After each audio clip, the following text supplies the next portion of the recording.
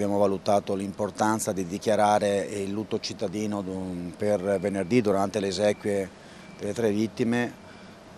Ovviamente noi siamo legati come comunità a queste famiglie, la famiglia Potente, la famiglia Zuini, la famiglia Antoniello.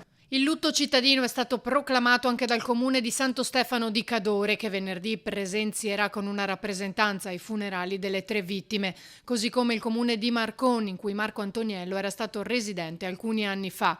I funerali saranno celebrati da Don Giuseppe Simoni per volere della famiglia Potente alle 10:30 nella chiesa di Sant'Andrea in via Altinia a Favaro. La nostra emittente trasmetterà la funzione in diretta a partire dalle ore 10, anche per facilitare la partecipazione di chi viene da lontano o per i più anziani, viste le temperature elevate di questi giorni. Siamo colpiti nel cuore, colpiti nell'anima.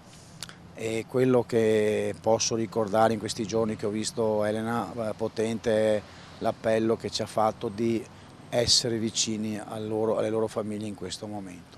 E la forma di domani sera, quella della marcia silenziosa, della fiaccolata che le maestre della scuola materna a Maria Immacolata hanno subito promosso, credo che sia la forma migliore. Chi può venga domani sera, sarà una marcia silenziosa che partirà dalla scuola materna Maria Immacolata della parrocchia Sant'Andrea e si snoderà fino a Dese, perché le 2 famiglie erano residenti tra Cassolaro e ovviamente Dese, quindi è un momento in cui la vicinanza è importante per queste famiglie. Intanto il comandante della Polizia Locale di Venezia, Agostini, ha emanato un'ordinanza con modifiche alla viabilità in via Altinia e Cassolaro. Dalle 8:30 alle 13 di venerdì e comunque fino a cessate esigenze sarà vietato transitare e sostare in via Altinia fra il civico 131 e il cimitero di Favaro, eccetto mezzi di soccorso, pronto intervento e veicoli autorizzati. Vietato transitare in via Cassolaro dal civico 2 all'intersezione con via Carezzonico.